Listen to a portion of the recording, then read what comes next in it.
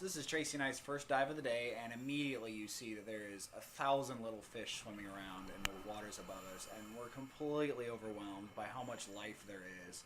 We were amazed at the 20 little fish we saw in the lake in Kansas, and here we drop down and immediately everything is alive. The coral's alive. There's 1,000 fish above us in the sea, and we're 70 feet down. And you can still see the sun. In Kansas, you had about 20 feet of visibility, or 12 feet of visibility, and then anything past 20 feet down, and it's just gray. And so we were completely just succumbed to the beauty of it all. Looked like we were just dropped in a textbook from a science magazine. This big purple coral here, I really wish you could understand how purple that coral was. It was so big. And it's alive. It's a living organism under the sea there. The other thing to notice about this dive is we're not really pushing ourselves forward. This is a drift dive. We are being pushed along by a current. Here I'm checking my gauge. We are about 70 feet down again. Everything there is living. It's living rock. Can you believe that? You can even see the long stringy coral. It's like waving in the current. You'll see that in a couple shots here. You see me playing with my buoyancy. We're always told not to touch the bottom because you can upset and destroy the damaged life. So you'll see us use our hands a lot more than normal to try and keep from touching the bottom too much. But yeah, you can see the coral stringing out there in the current. But the fish are so used to it, they have no problems with it. And see it waving there in the current.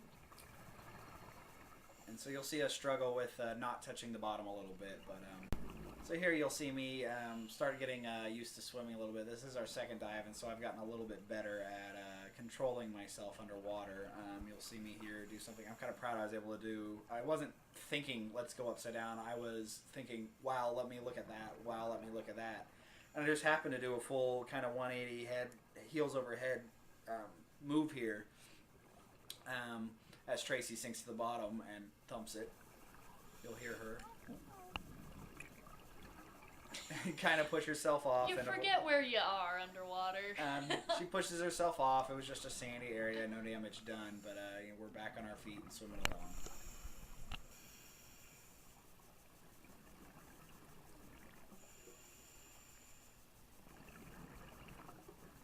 There's just an unbelievable amount of life down here, and it's all these...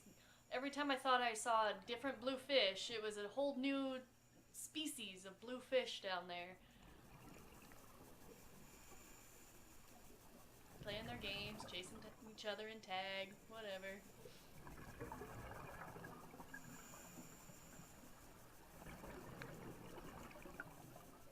Hi, Glenn. Doing okay? Good. Don't forget to clear your ears underwater. That's a lot of pressure building up in there. And you look fabulous doing it, darling.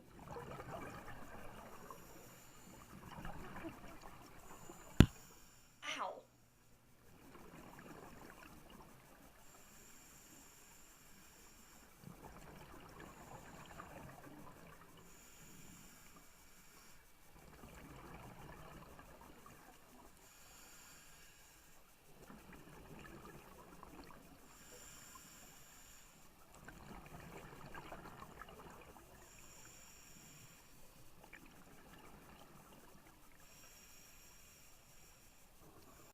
Bottom of the screen there you see a bunch of silver and yellow fish grouped in together. I try to get up in close in there. It's really hard to swim with that current though. Each of those fish are probably, I would guess, 8 to 10 inches long as an individual. But look how motionless they are just sitting there above the coral. There's several of these groups underwater. You see that they all look the same way, in the same direction, and it gives them the appearance of being a much larger animal, and so that they don't look like easy prey to a large predator. So it's a defense group mechanism, survival of the whole species, yeah, rather than just the individual. It's interesting they group together by species and not as a collective whole. There's not a lot of blue fish just sitting in there amongst all the silver and yellow. See, look at them all. And you would see one or two like run off, grab a bite of food off the bottom, but they would immediately come right back to that group and get right back in formation. it was really neat to see, I don't know, their group thought. There they There's are a look back on them yeah, against from the above. current, and then there's another group sitting up there on the left.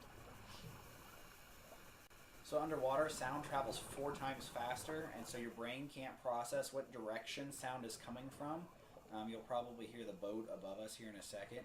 But all you can really do is make a clicking or knocking sound underwater, and then you have to just look around and see if you can figure out where the sound is coming from.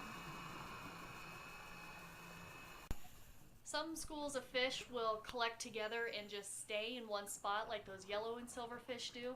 But check out these silver guys. Look at that ribbon of silver fish. It's so crazy. They all travel as one big group. We're still amazed as we watch this video again that we saw this all happen. I imagine it's the same kind of idea, is that they're clustering together to be a larger item underwater, and so they can't be picked apart that easy. A lot of animals underwater don't have very good eyesight because it's darker in the sunlight. That coral there, by the way, was probably 3 feet tall. I do remember that one in front of me. The sun takes away, so is dampened and is awfully blue down. So there's hardly any.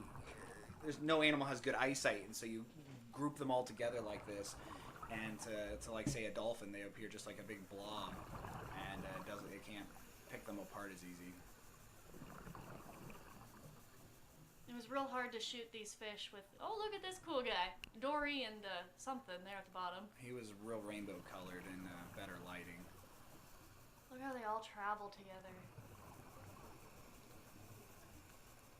No idea how many fish that is. Yeah, we were fascinated by seeing 20 fish in a lake in Kansas before we went on this trip, and here we saw, I have no idea how many. I mean, there's probably 1,000 there alone. And by the way, we're still 6 to 7 stories underwater. Yeah, there's still 60 feet of air or of water above us, so very exciting. There's so many types of coral down there. Like, I thought that thing was a living fish, that big mouth looking at us, but I guess I was wrong. Thank goodness. You notice here there's a lot of different types of coral on the floor, and if you look up by the swimmer ahead of us, there's a big coral that's about the size of a barrel. Almost looks like the guy can slip right inside of it.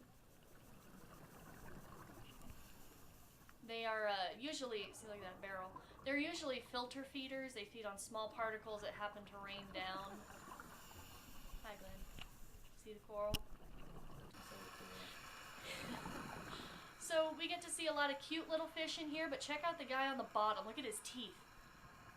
He will bite your face off. My goodness. He's so colorful.